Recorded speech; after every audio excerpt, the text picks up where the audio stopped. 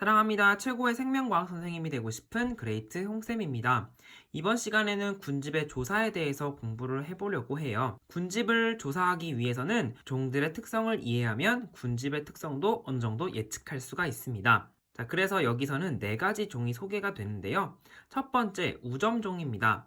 이 구역을 차지하고 있는 대표적인 종이라고 할 수가 있습니다. 그래서 군집에 가장 잘 적응하여 살아가는 개체군으로 군집을 대표하는 종이에요. 군집 내에서 중요치라는 것이 가장 높은데요. 중요치를 계산하는 방법은 식물 군집 조사에서 더 자세히 알아보도록 하겠습니다. 두 번째로 희소종인데요. 개체수가 가장 적어 매우 발견하기 힘든 종이에요. 예를 들어 멸종 위기 동물, 멸종 위기에 있는 식물 등과 같은 종들이 여기에 해당되겠죠? 세 번째는요, 핵심 종입니다. 개체수는 적지만 군집에 미치는 영향이 매우 큰 종입니다. 먹이 사슬에 있어서 아주 중요한 위치로 개체수가 적어도 전체 먹이 사슬에 영향을 미치는 이런 종들이 핵심 종이라고 해요. 네 번째로 지표종인데요. 특정 환경에서만 서식하여 군집의 환경을 알려주는 종입니다. 예를 들어 1급수에만 사는 특별한 물고기나 그리고 특정 온도와 고도에서 사는 특별한 식물들 같은 경우에는 그 군집의 특정 환경을 알려줄 수 있겠죠. 자, 그러면 본격적으로 방형구를 이용한 식물 군집 조사에 대해서 알아보도록 합시다.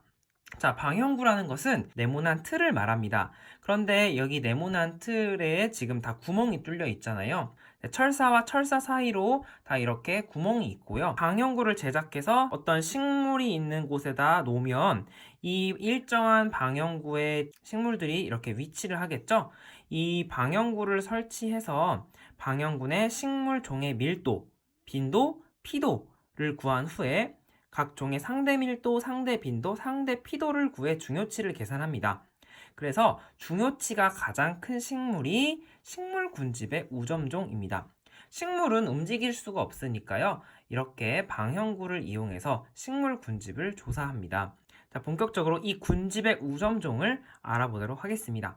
자, 먼저 밀도부터 구해볼게요. 자, 밀도는 방형구 전체의 면적분의 특정 종의 개체수로 구합니다. 자, 방형구 전체의 면적은 가로 1m, 세로 1m니까 1제곱미터 분의 특정 종의 개체수. 자, 질경이는 하나, 둘 이렇게 질경이가 두 개가 있죠. 그래서 질경이의 밀도는 2라고 할 수가 있습니다. 자, 민들레의 밀도는 똑같이 1제곱미터 분의 자, 민들레가 하나, 둘, 셋, 넷, 다섯, 여섯, 일곱, 여덟, 아홉, 10개체가 있으니까요. 민들레의 밀도는 10이라고 할 수가 있겠죠. 자, 이렇게 해서 이제 토끼풀까지 밀도를 구하면 되겠습니다. 자, 빈도는요, 얼마나 자주 등장하는가예요.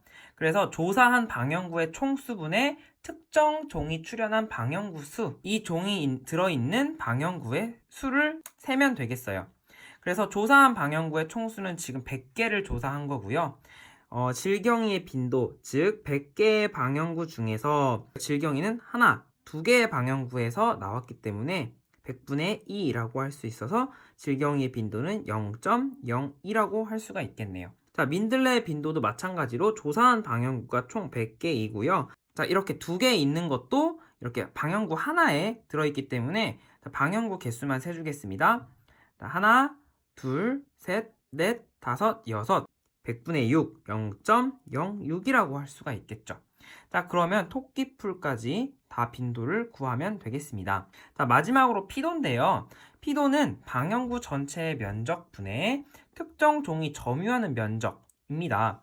이 식물의 면적이 얼마나 차지하고 있는지를 구하는 게 바로 피도인데요. 예를 들어 이끼 같은 경우에는 밀도와 빈도만으로는 중요치를 구하기 힘듭니다. 그렇기 때문에 일정한 기준을 세워서 피도 계급을 정한다는 것을 여러분이 알고 계시면 되겠습니다. 그 계급에 따라서 뭐 1계급인지 2계급인지 덮고 있는 면적이 많을수록 더 올라가겠죠. 그래서 여기서 질경이의 피도는 1, 그리고 민들레와 토끼풀의 피도는 2라고 이렇게 계급을 매기도록 하겠습니다. 자, 그러면은 우리 상대 밀도와 상대 빈도, 상대 피도로 가볼까요? 말 그대로 전체 분에서 어느 정도인지 상대적으로 계산해 보는 겁니다. 그래서 백분율로 나타내는데 조사한 모든 종의 밀도의 합을 구하면 밀도의 합은 20입니다. 질경이의 상대 밀도는요. 20분의 질경이 밀도 2 곱하기 100 해서 구하면 10%가 나옵니다. 그래서 질경이의 상대 밀도는 10이라고 이렇게 계산을 하면 되겠어요. 민들레와 토끼풀의 상대 밀도도 구해보면요. 민들레는 50, 토끼풀은 40이 나오게 됩니다. 그리고 질경의 상대 빈도를 구해보면요. 빈도는 다 더하면 0.16분의 질경이는 0.02가 되겠죠. 자, 곱하기 100을 하면은 바로 12.5가 나오게 됩니다. 그래서 질경의 상대 빈도는 12.5%, 민들레는 37.5, 토끼풀은 50이 나오게 됩니다. 마지막으로 상대 피도를 구해보면요. 피도 계급이 1, 2, 2라고 이렇게 우리가 정했죠. 그래서 상대 피도는 피도 계급을 다 더한 5분의 질경이의 피도 계급 1 곱하기 100을 하면은 상대 피도는 20이 나옵니다.